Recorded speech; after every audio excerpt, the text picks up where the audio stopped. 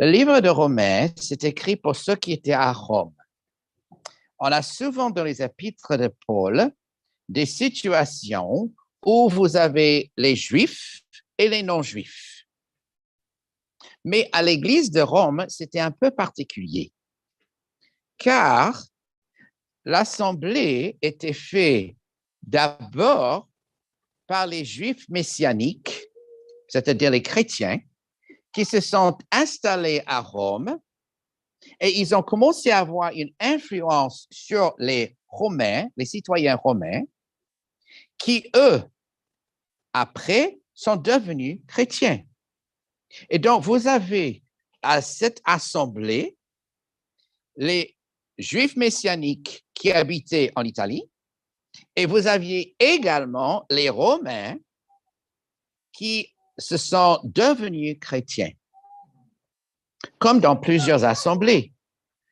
Ce qui rend particulier cette assemblée, c'est qu'entre l'année 41 et 54, après Jésus-Christ, c'est le moment où il y avait une période où l'empereur, le César, c'était Claude. Et Claude a décidé que l'influence chrétienne à Rome commençait à être trop impressionnante. Et il ne voulait plus cette ambiance dans sa ville principale.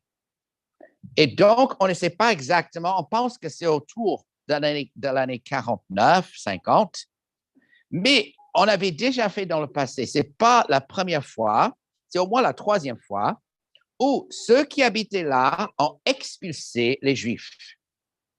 Et les Juifs messianiques de la ville de Rome étaient obligés de quitter le pays.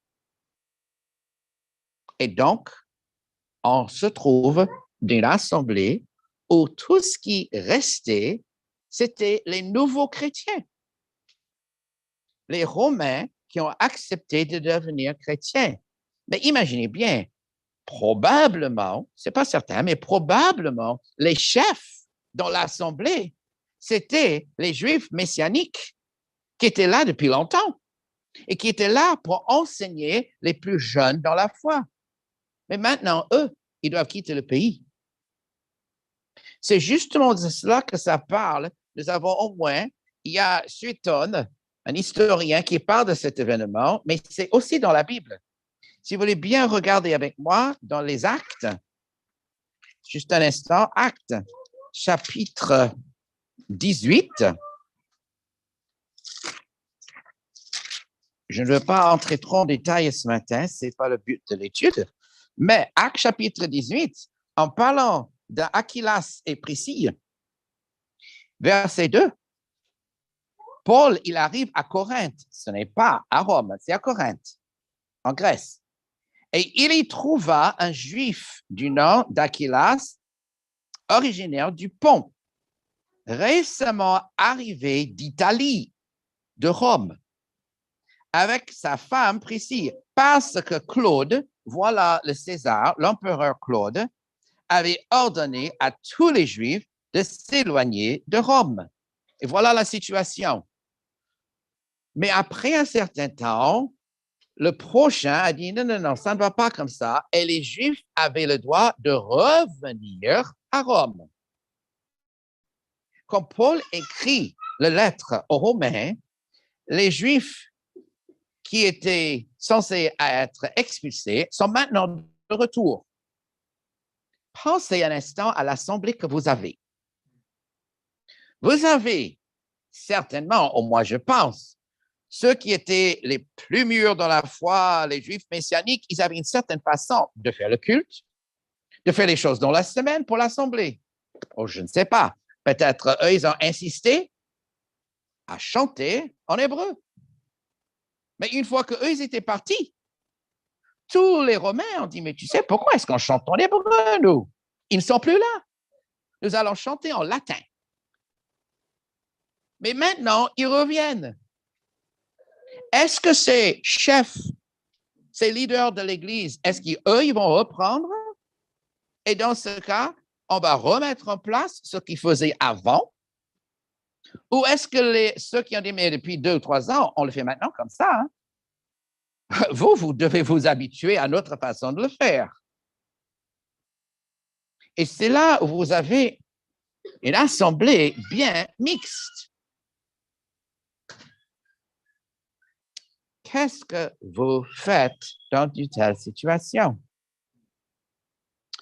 Paul, il va dire à l'Église de Rome, il ne faut pas regarder les choses terrestres.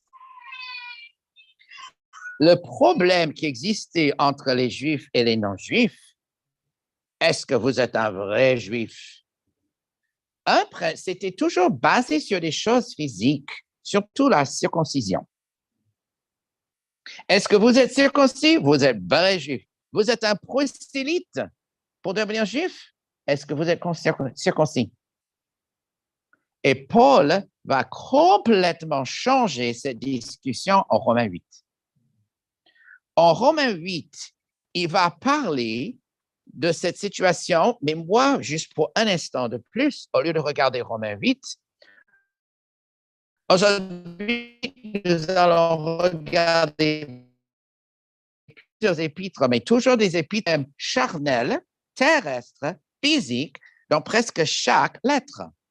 Je vous invite à regarder en Éphésiens chapitre 2. Éphésiens chapitre 2. Pour moi, c'est l'endroit le plus clair. Vous savez, il y a des produits de beauté que vous regardez dans les publicités, on dit voilà la femme avant, et oh là là, regardez, cette femme après. Alors, ce n'est pas toujours les femmes. Voilà cet homme qui est tout mou et tout ça, mais regardez après 5 semaines dans notre gym, regardez comme il est bien musclé. Le avant et le après. Mais ici, Paul montre le avant et le après pour le peuple. Mais il y a une chose qu'on a besoin de regarder. Paul n'est pas vraiment en train d'insister sur le avant et le après. Il y a un autre message un peu subtil, mais important. Dans le chapitre 2, versets 11 et 12, souvenez-vous donc de ceci. Autrefois, voilà le passé, ça c'est le avant. Vous, païens, c'est-à-dire non-juifs, dans la chair, traités d'incirconcis par ceux qui se disent circoncis et qui le sont dans la chair et par la main des hommes.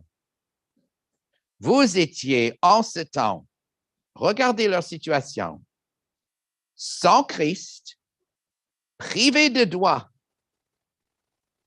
de cité céleste ou en Israël, étrangers, sans espérance et sans Dieu. Wow! Oh là là! Vous n'avez rien.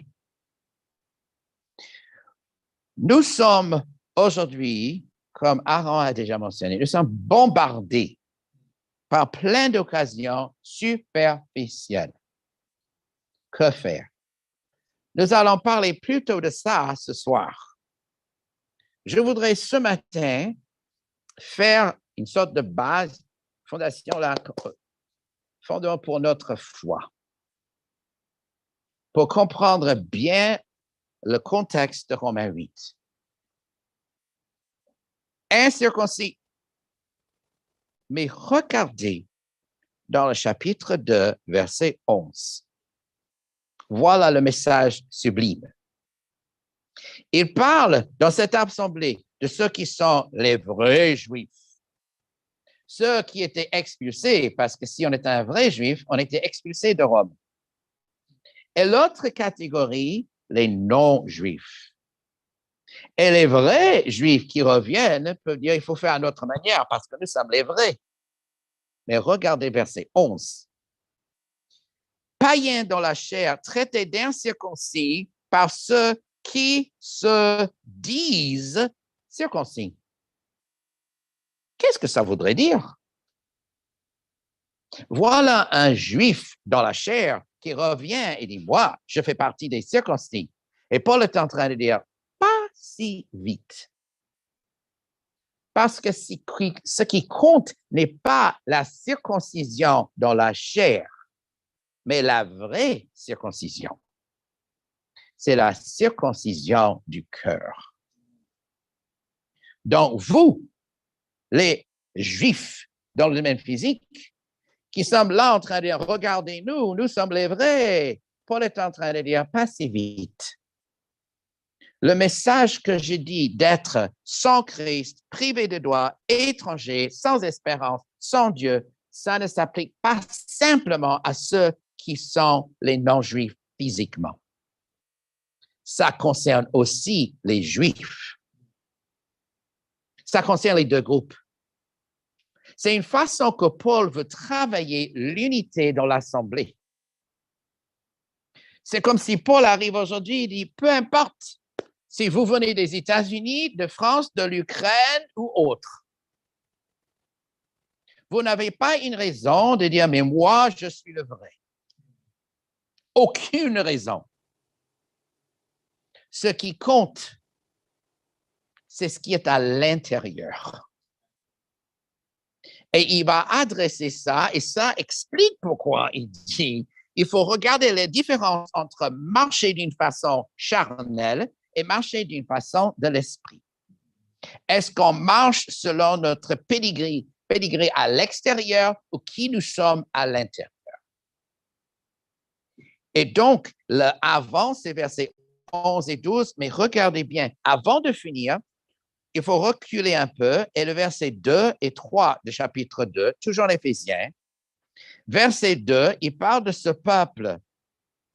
Vous marchiez autrefois, voilà encore le autrefois, dans le passé, selon le cours de ce monde. C'est le monde qui nous influence. 21e siècle, on en parle ce soir. Selon le prince de la puissance de l'air, cet esprit qui agit maintenant dans les fils de la rébellion, juifs et non-juifs, avait cette capacité d'être désobéissants à Dieu. Et pourquoi? Verset 3. Nous tous. Paul est en train de parler à l'Assemblée. Il ne parle pas à un groupe dans l'Assemblée. Nous tous. C'est comme si c'était Paul ici aujourd'hui. Il dit nous tous. Et dans l'Assemblée, il y a des Juifs et les non-Juifs. Nous étions de leur nombre et nous nous conduisions autrefois selon nos convoitises charnelles.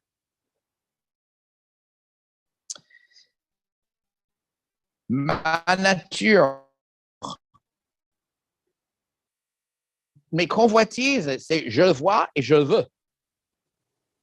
J'ai envie de ça et je vais l'avoir.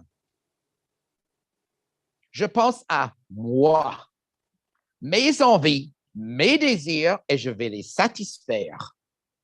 Peu importe les conséquences pour ma vie ou pour la vie des autres.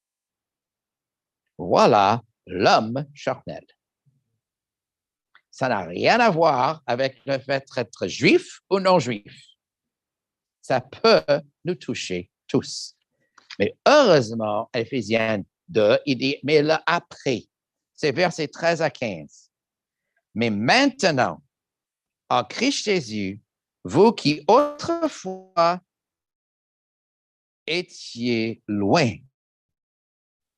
vous êtes devenus proches par le sang de Christ. Et c'est là où il commence à dire du verset 13 jusqu'au verset 22, vous êtes proches. Vous avez notre paix, c'est la paix de Jésus-Christ. Verset 15, vous êtes un homme nouveau. Car en 2 Corinthiens 5, il dit, si vous êtes en Christ, vous êtes une nouvelle création. Je ne vis plus pour moi, je vis pour Christ. Verset 19, nous sommes concitoyens.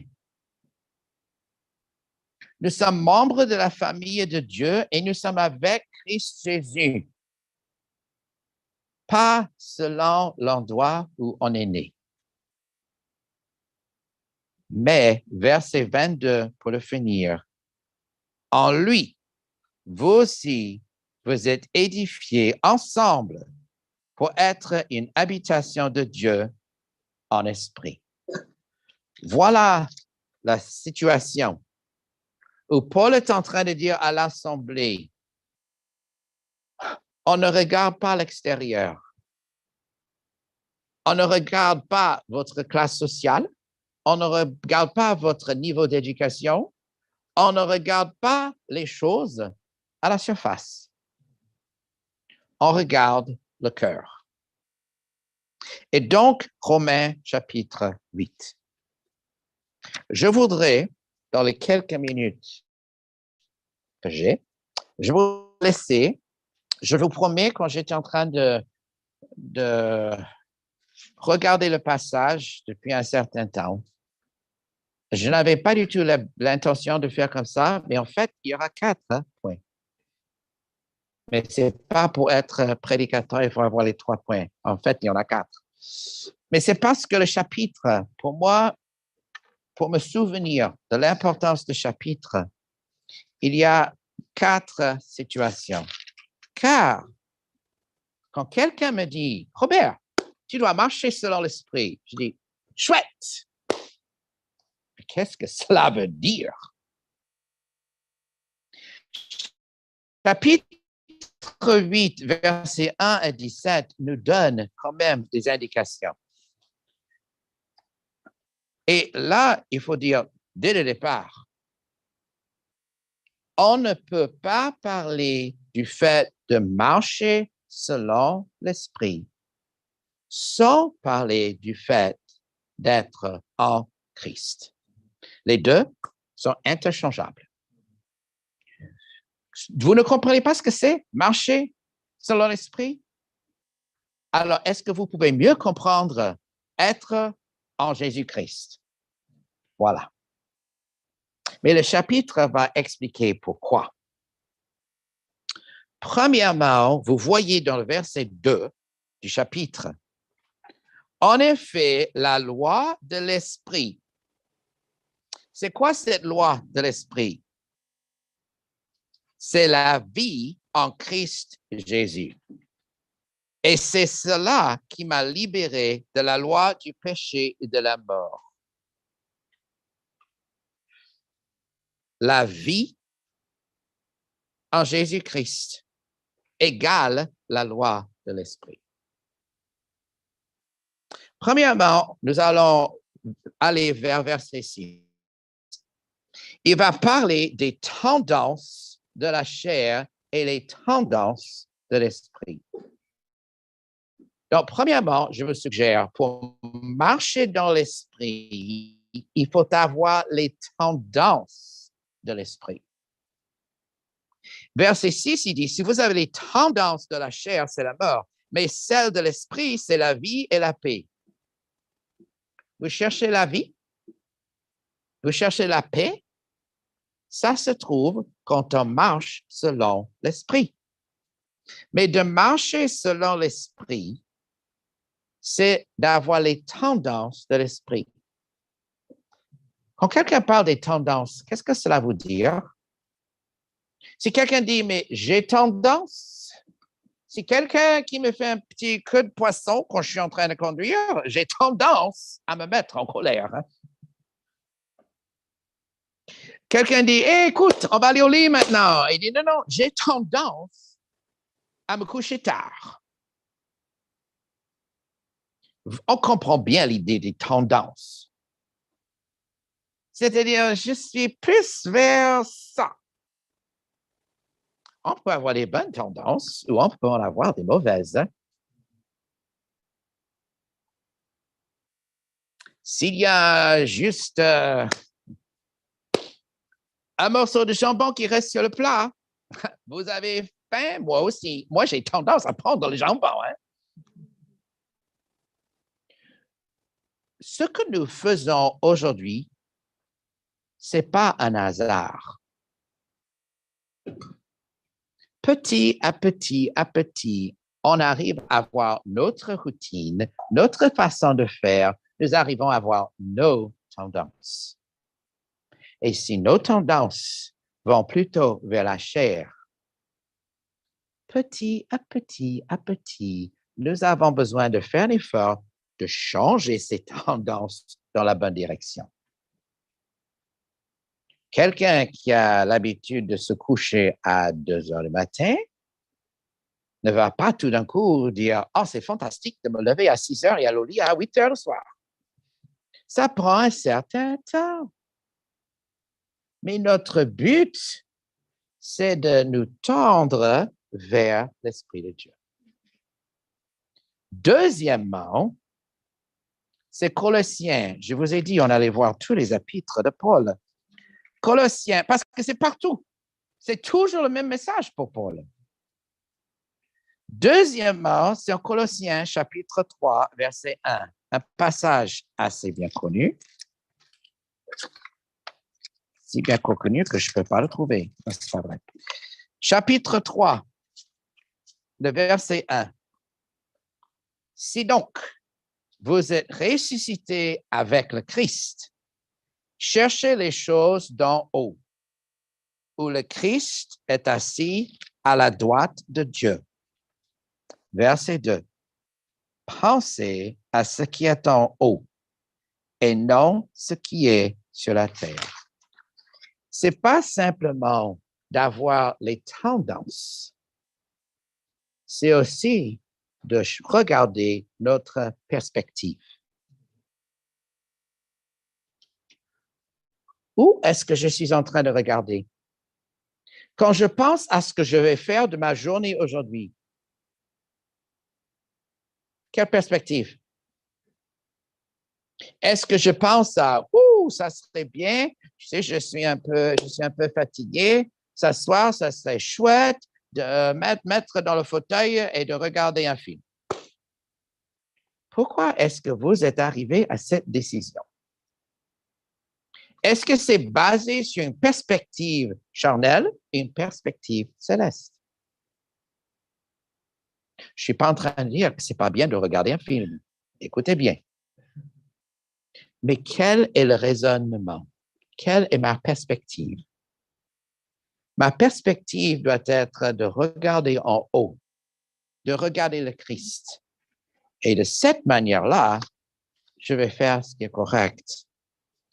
Quand on regarde ici en Colossiens, j'ai perdu ma place un instant, Colossiens.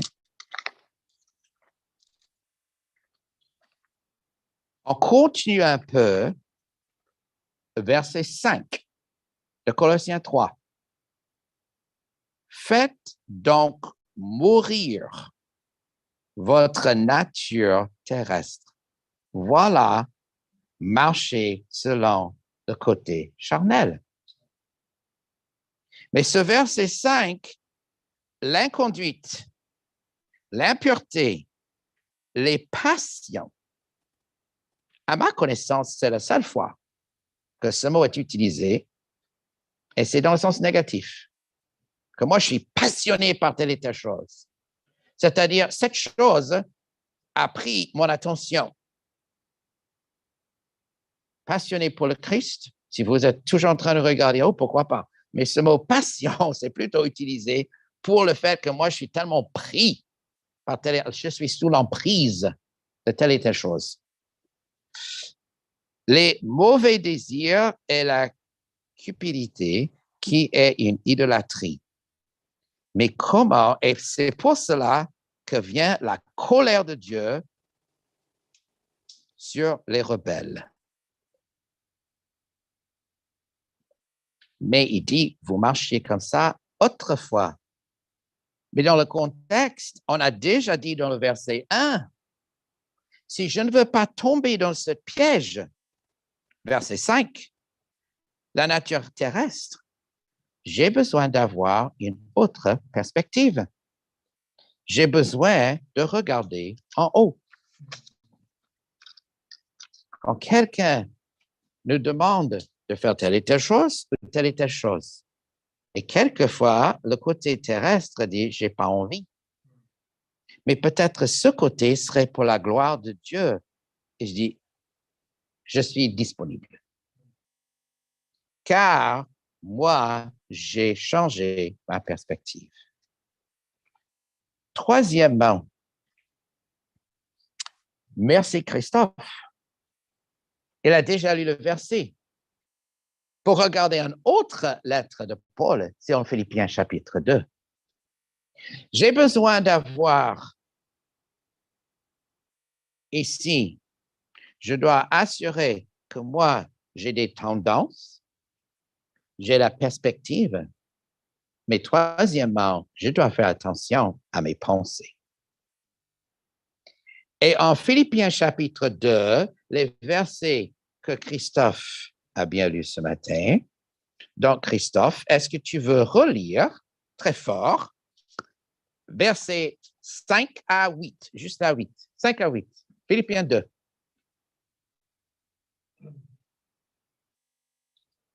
Tu n'as pas pris par cœur maintenant?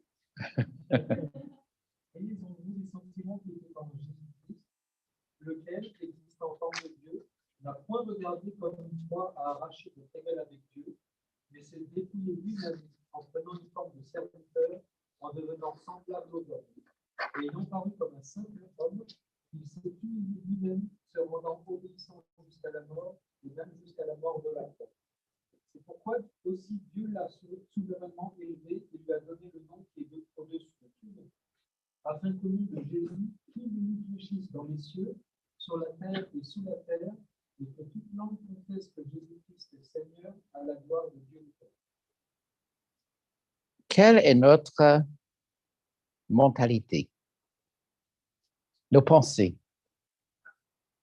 Quand on n'a rien à faire et on peut être assis en train de laisser les pensées aller où elles veulent, on pense à quoi ou à qui? Les pensées du Christ, la mentalité du Christ. Il n'a pas cherché d'être égal avec Dieu, il était à la droite de Dieu, mais il était prêt à dire au revoir à moi-même. Il s'est dépouillé lui-même, il a pris la condition d'esclave.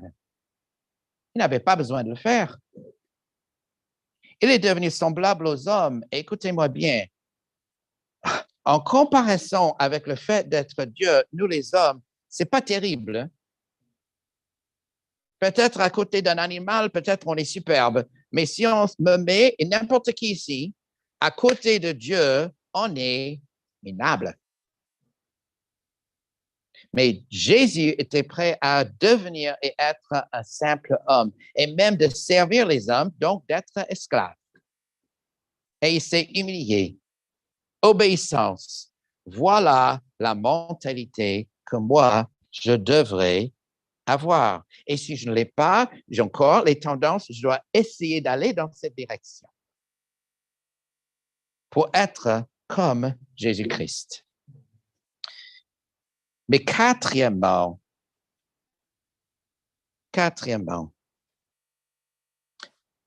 toujours en restant ici dans le verset 12 de Philippiens, tu peux lire le verset 12, Christophe? Ainsi, bien-aimés, comme vous avez toujours obéi, travaillez à votre salut avec crainte et tremblement, non seulement comme en ma présence, mais bien plus encore maintenant que je suis absent. D'accord. Il y a des versions qui disent travaillez votre salut. On peut dire mettre votre salut comme on veut, mais c'est les mots après. Mettez votre salut en action. Il faut aussi avoir des actes.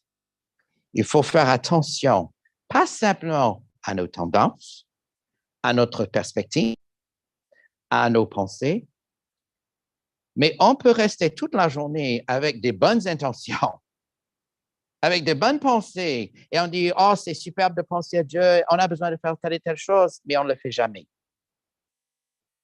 Et Jésus a appelé cette personne-là un hypocrite. Il faut mettre en œuvre les actes. Si quelqu'un nous regarde toute la journée, juste regarder ce qu'on fait dans la journée, quelle impression est-ce que la personne aura de nous? En 1 Pierre 2, verset 21, il dit, vous avez été appelés parce que Christ lui aussi a souffert pour vous et vous a laissé un exemple afin que vous suiviez ses traces. Marchez dans les pas de Jésus-Christ. J'ai envie de faire des bonnes actions, des bonnes œuvres, mais laquelle serait la meilleure aujourd'hui?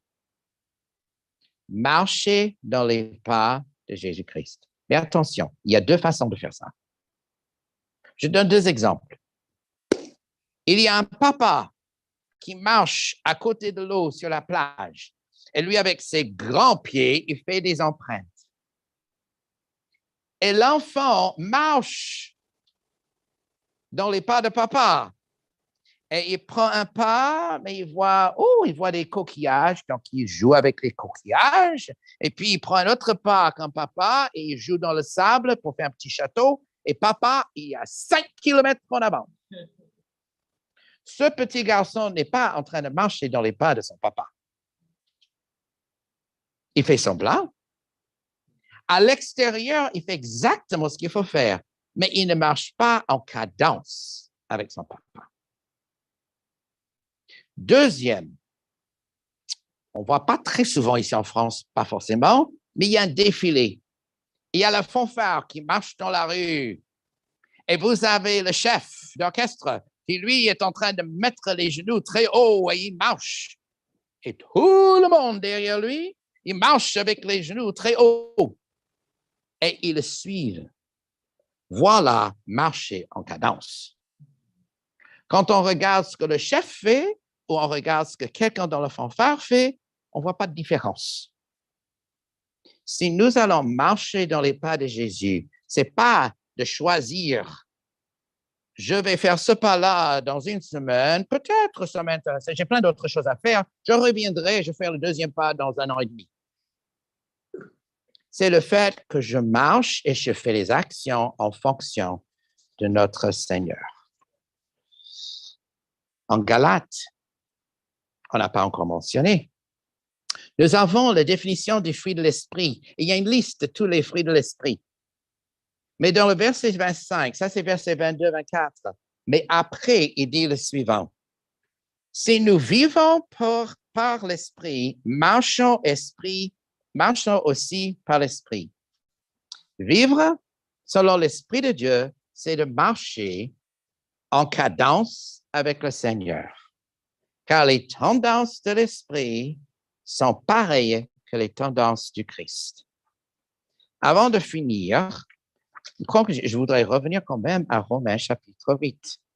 Et nous restons en Romains 8 ce soir. Et c'est le verset 9. C'est un verset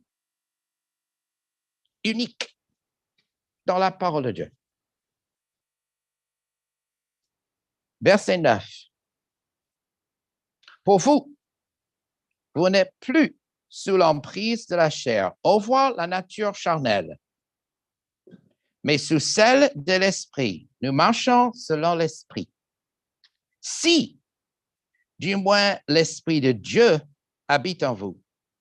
Et si quelqu'un n'a pas l'esprit de Christ, il ne lui appartient pas. Dans un seul verset, vous avez le Saint-Esprit, l'Esprit de Dieu et l'Esprit de Christ.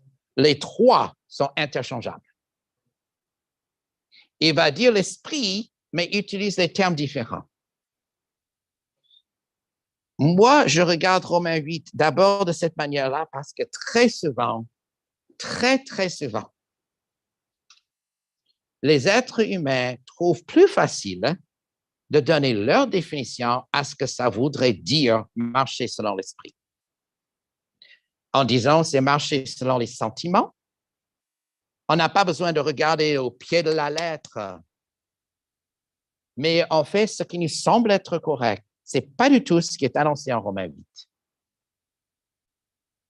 Notre être est en Jésus-Christ.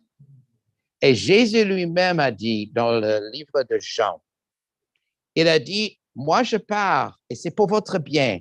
Je vais envoyer le consolateur, c'est l'Esprit Saint. Et qu'est-ce qu'il va faire comme travail?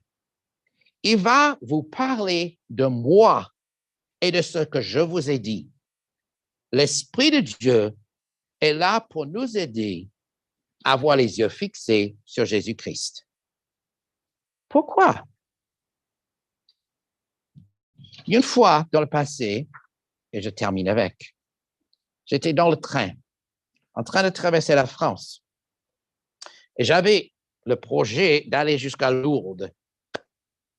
Mais je n'ai pas pu le faire aller jusque là-bas. C'était juste pour ma curiosité de voir tant de villes en France. Et il y avait une dame d'un certain âge qui était dans le train avec moi. Elle était à côté. On a commencé à parler de Dieu. On avait une super conversation. Mais elle a dit, tu sais, tout ce que vous dites, monsieur, moi, je suis tout à fait d'accord sur Dieu. C'est le Christ qui me chiffonne. Pourquoi? Très simple. On peut faire et on peut avoir l'image de ce qu'on veut de Dieu parce qu'on ne le voit pas. Dieu, il est là, c'est mon petit papa qui est prêt à me donner tout ce que je veux quand je veux. Quand tout va bien, il me laisse tranquille et quand je suis vraiment dans le pétrin, il vient tout de suite à mon secours et me donne. J'ai envie d'une nouvelle voiture, il va me le donner la semaine prochaine. J'ai confiance. Et on a fait de Dieu, on a mis Dieu à notre image. Mais on ne peut pas faire ça avec le Christ. Il est venu sur terre pour nous montrer comment il est. L'Esprit rend témoignage au Christ, pas parce que le Christ est supérieur à l'Esprit, mais c'est parce qu'on l'a vu. On pouvait le toucher. Si nous voulons faire correctement, l'Esprit de Dieu dit, ou l'Esprit de Christ, ou le Saint-Esprit dit, regardez, il faut être en Christ. Et en Christ, marcher avec les tendances de l'esprit, perspectives de l'esprit, pensées de l'esprit, et tous les trois mis en action pour la gloire du Christ. Car, comme on a aussi cité aujourd'hui, Galates 2, je suis mort. Si nous sommes chrétiens, je suis mort. Ce n'est plus moi qui vis, c'est Christ qui vit en moi. Que lui, il soit glorifié en regardant ses enfants qui marchent selon son esprit.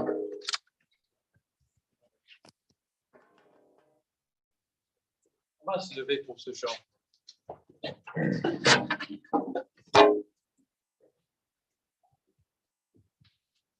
Les pleurs, les plaintes, les peurs, les craintes, Dieu l'a promis ne seront plus. Je veux renaître, mon vœu c'est d'être au ciel toujours avec Jésus. Bonheur sublime, vers cette cime, je tourne mes yeux éblouis. Les pleurs, les plaintes, les peurs, les craintes ne seront plus, Dieu l'a promis. Le deuil, les larmes, l'orgueil, les armes seront bannis à tout jamais. Ami, viens vite, Dieu qui t'invite, t'offre une place en son palais. Bonheur sublime, vers cette cime, je tourne mes yeux éblouis. Les pleurs, les plaintes, les peurs, les craintes ne seront plus, Dieu l'a promis. La paix sans ombre, bienfait sans nombre, Dieu les promet à son enfant. Bientôt victoire, là-haut la gloire, amis, ce bonheur nous attend. Bonheur, vers cette cime, je tourne mes yeux éblouis. Les peurs, les plaintes, les peurs, les craintes ne seront plus que la fourmi. Un grand merci, Robert, pour le début de cette étude et on va avoir la suite ce soir. Donc, revenons tous pour ce soir. Invitez aussi d'autres si vous connaissez ceux qui seraient intéressés par ce thème très encourageant. Est-ce que vous êtes content d'avoir été là aujourd'hui? Moi, je suis très, très content aussi. Et restez après, on a un café, vous pouvez prendre un café, un thé, et aussi Natacha a fait quelques gâteaux. Donc, merci Natacha. Donc, restez, on va partager un moment ensemble. On va chanter un autre chant et puis Max va venir et on va terminer par la prière ensemble. Oh, prends mon âme, prends-la Seigneur, et que ta flamme brûle en mon cœur, que tout mon être vibre pour toi, sois seul mon maître, ô divin roi, source de vie, de paix, d'amour. Vers toi je crie la nuit, le jour. Entends ma plainte, sois mon soutien. Calme ma crainte, toi mon seul bien. Du mal perfide, oh garde-moi. Viens, sois mon guide, chef de ma foi. Dans la nuit voile tout à mes yeux, sois mon étoile, brille tes cieux. Source de vie, de paix, d'amour, vers toi je crie la nuit, le jour. Entends ma plainte, sois mon soutien. Calme ma crainte, toi mon seul bien. Voici l'aurore d'un jour nouveau, le ciel se dore de feu plus beau. Jésus s'apprête, pourquoi gémir? Levons nos têtes, il va venir. Source de vie, de paix, d'amour, vers toi je crie la nuit, le jour. Entends ma plainte, sois mon soutien. Calme ma crainte, toi mon seul bien.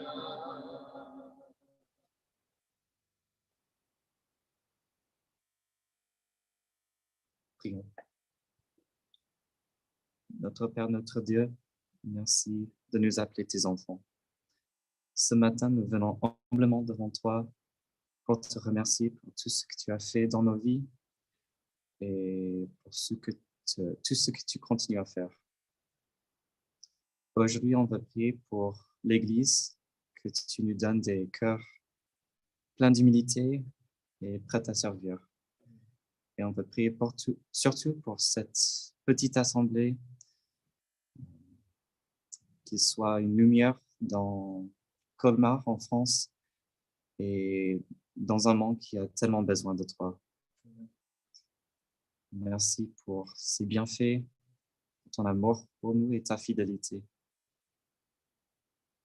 Merci pour le sacrifice de Jésus sur la croix pour nos péchés, ce grand sacrifice qui a brisé nos chaînes et qui nous a libérés du poids du péché. Merci pour tout, Seigneur. Et c'est au nom de ton Fils Jésus que nous prions. Amen.